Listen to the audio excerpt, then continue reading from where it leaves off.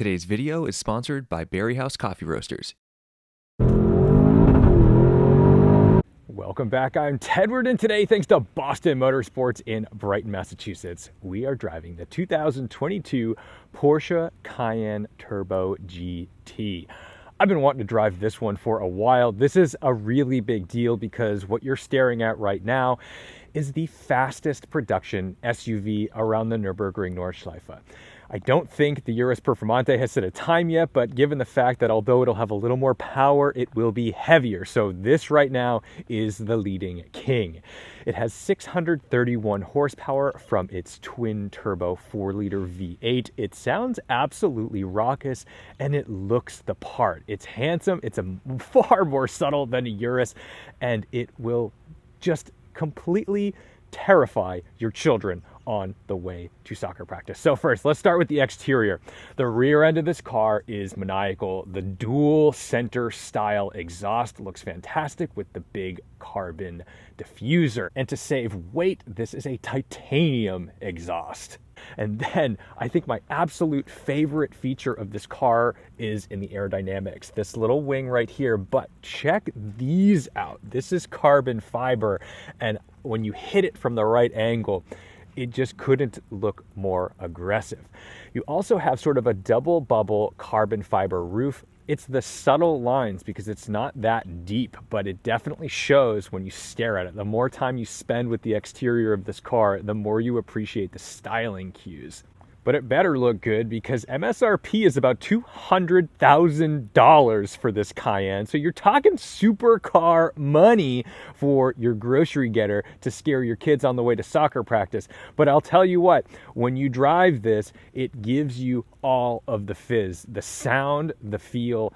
It is pure Porsche. And for those of us, like myself included, who often dog on SUVs, this one starts to really make sense. Practicality-wise, though, it can be somewhat impacted just because you don't have quite the same level of storage space just due to this angle right here. But you know what? For me, for my money, I could put 4 wheels and tires with the seats down, no problem. So let's take a look at what's gluing it to the road. We've got a 285 section tire up front, a 315 in the rear because we've got all-wheel drive and a limited slip differential. This will get plenty squirrely. 10 piston brake calipers up front with the PCCBs, of course painted black to be classy. In the rear, there's actually a 4-piston rear brake, and that is bigger than my Civic Type R brakes, I'm pretty sure. We are on appropriate rubber. We've got snow tires, and it is winter in New England. We do have some slick roads, so we should be able to have plenty of fun in this and figure out how it's dynamically sound in the rear. Let's take a look inside. Alcantara everywhere, carbon fiber accents, pretty normal back seat for a Cayenne, nothing outrageous. Cup holders, armrest, Turbo GT in the headrest. We also have heated rear seats with 3 levels and an Alcantara headliner. No sunroof or moonroof here. This is all business in the name of, I suppose, saving weight. Of course, it's Porsche land, so you can spend money on anything, including these painted door handles. And then up front, pretty standard stuff. These look like very sort of basic seats, and I think if any SUV ever warranted a carbon bucket, it's the Turbo GT. So I don't think it comes with that. I don't think that's an option, but if someone wanted to take a seat out of their GT3 RS, I think it does belong in here.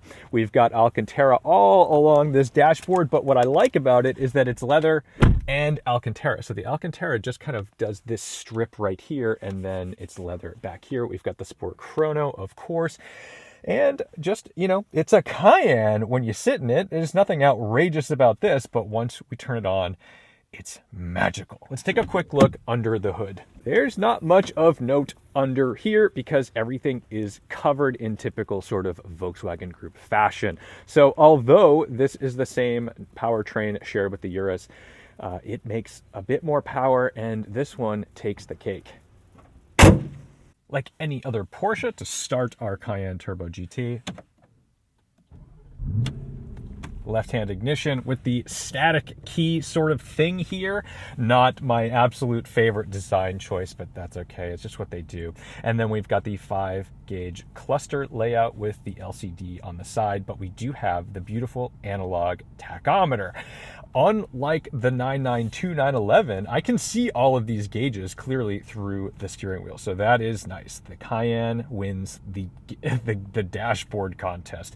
But what you gotta hear is this exhaust. Okay, so that's in normal mode. We'll go to Sport Plus. Car is lowering. Oh, raucous. So let's go take it for a ride. But first, today's video is sponsored by Berry House Coffee Roasters. Berry House Coffee Roasters has been a family-owned business since 1934, handcrafted in New York, and when I took my first sip of this beautiful coffee, I knew this was a match made in heaven, and it's guilt-free because their fair trade organic coffees are ethically sourced, and they're a strong supporter of green initiatives and women-owned farms. Berry House knows their coffee, and it's no surprise that they're focused on high-quality, premium coffees that are distinct, well-balanced, and delicious when you brew your first cup. So do yourself a favor and make Berry House coffee part of your morning routine. Here's what I like about Porsche. There's no fancy like launch control sequence. Foot on brake, foot on gas, release brake.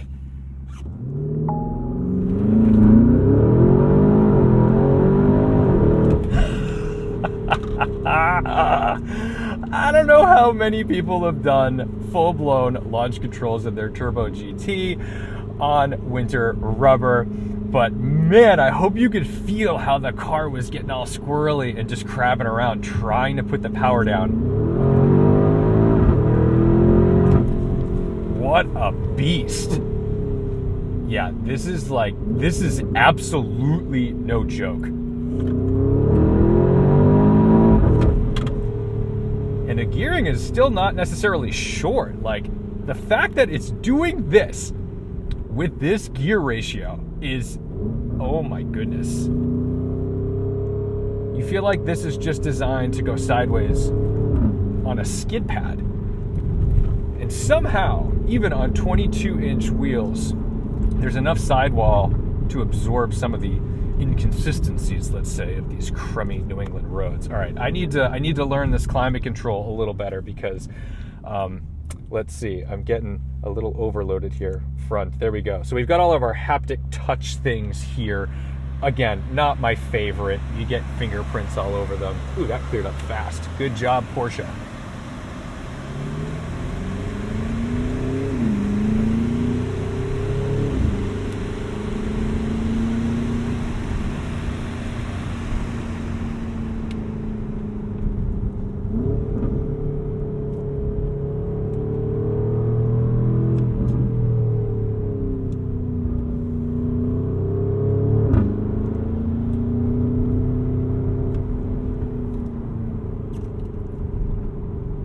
It's immediately apparent that it's a Porsche. The way this handles, the way it can attack a little bit of a corner, the confidence it gives you. Like, I'm kind of in shock right now. I can't believe this is a Cayenne.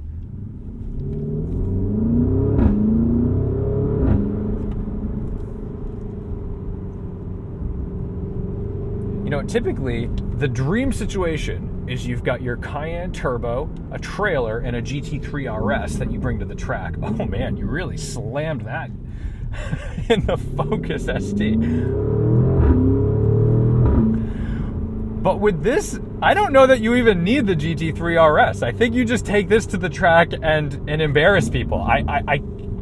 Not even a joke. This is ridiculous.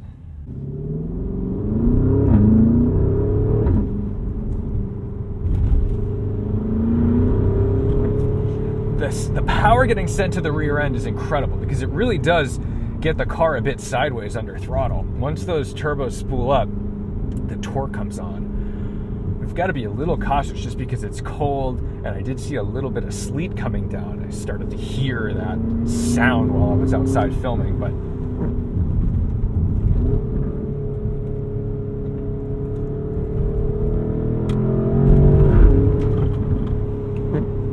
this is just raucous.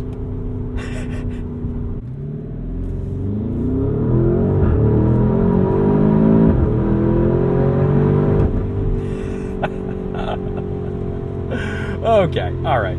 Let's settle down a little bit. Throw it into, I guess, normal mode. And we're back. Ride height comes up, car becomes docile, it's nice and quiet, throttle response, or at least throttle mapping is a little less absurd.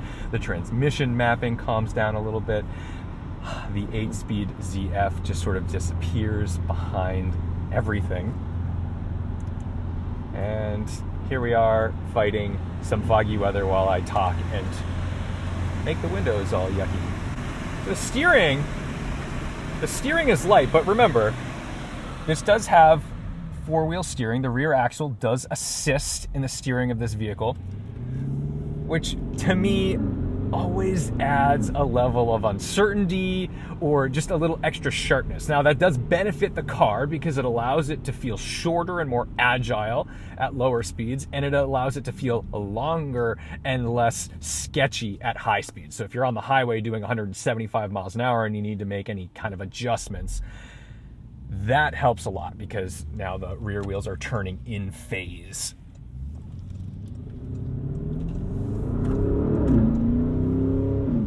And at low speeds, your agility is just incredible because in the city you can make outrageous U-turns with four-wheel steering. But when it comes to like the turn in, like that, it always just feels a little extra crispy. And that can be unsettling. I mean, I'm sure you can get used to it. Not a big deal. For me, it's still better than a GTC4 Lusso, which in my opinion has probably the scariest four-wheel steering out there.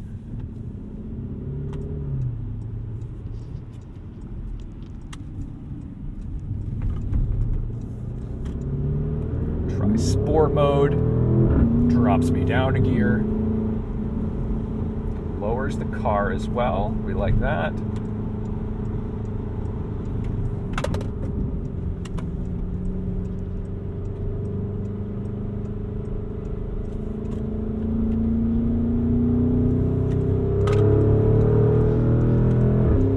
Got to temper yourself on the throttle because you could be beyond everybody else on the highway just like that. It's oh my goodness. Something I really love about this car too is that it doesn't have that Nürburgring tuned vibe. Like a lot of times you'd get in a car that's tuned for the Nürburgring. It set a lap time record, and that means it's stiff and unusable and miserable pretty much all of the time. This has none of that characteristic. This is like ultra usable. This is ultra like just casual in your daily driving. I would happily utilize this all of the time and just do my best to restrain myself from using the full potential of this ridiculous engine. In 8th gear, 65 miles an hour, barely kissing 1500 RPM, sipping fuel, I'm sure, yeah. They do make a Turbo SE hybrid for that if you need to, but right now, I am wow, the lane etiquette, finally. Thank you. The steering feel is good. I think the steering is a little bit light, and I do feel that there's just like a hint of disconnection from the road. I'm pretty sure I know what's going on through my fingertips, but for a Porsche, I think I was expecting just like a hint more, but I haven't also pushed it too hard. I'm just giving you sort of my initial impressions. I think I was expecting a little more from the Turbo GT, but hey, it is a Cayenne after all, and that's not a slight on the car. I would not put that in my negatives column. It's just something to mention. The brakes, though, these PCCBs are certainly designed to get very hot and try to cool themselves off repeatedly. So in that regard, they do need a pretty big bootful to get the full stopping power. I don't kiss the brakes and go through the windshield. You really got to ask for it. If you want them, you better ask for it. You do not need to be subtle on these brakes, and you shouldn't be subtle on these brakes, or else you won't stop.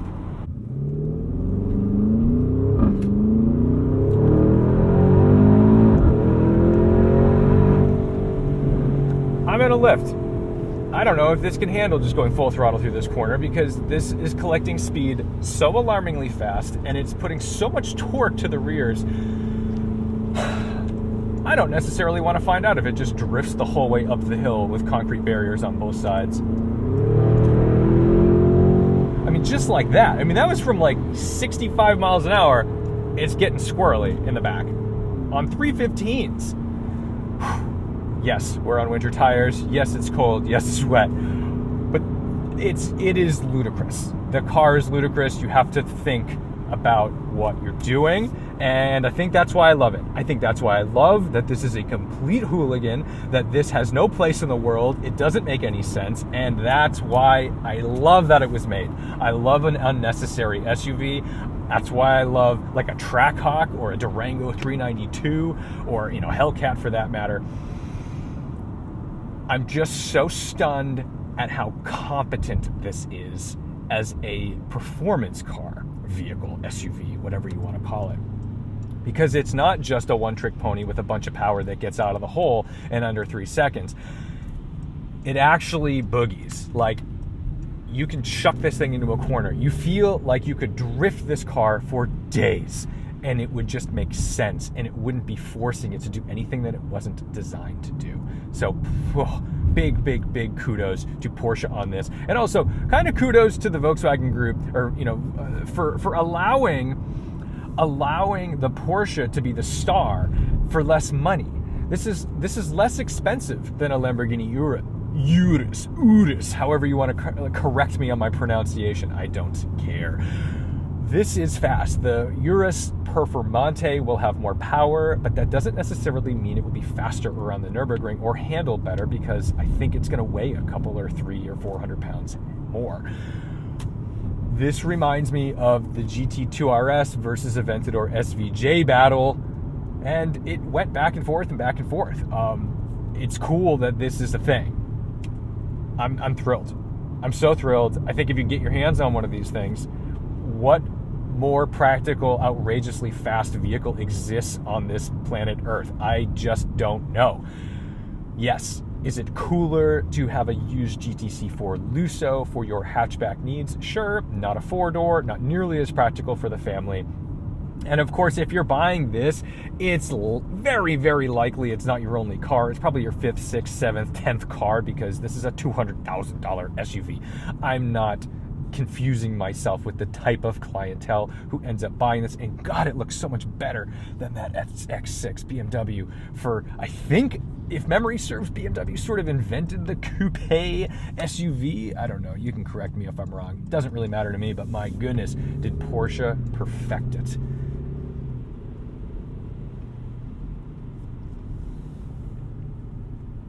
Really fits in these sort of sleepy towns.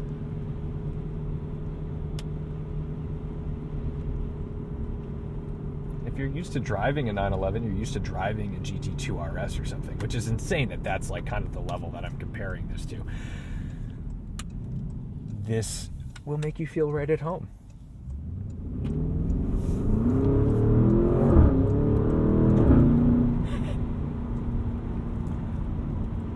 The traction control system, stability control, does a phenomenal job of putting all the power down, making you feel like things are happening. The car still moves and dances with you, but it doesn't just neuter the experience.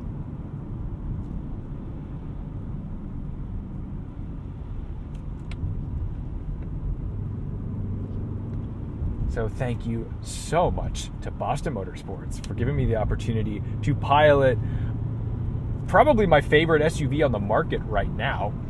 Thank you guys so much for watching, liking, commenting, and subscribing. Don't forget to respect the drive, and I'll see you in the next one.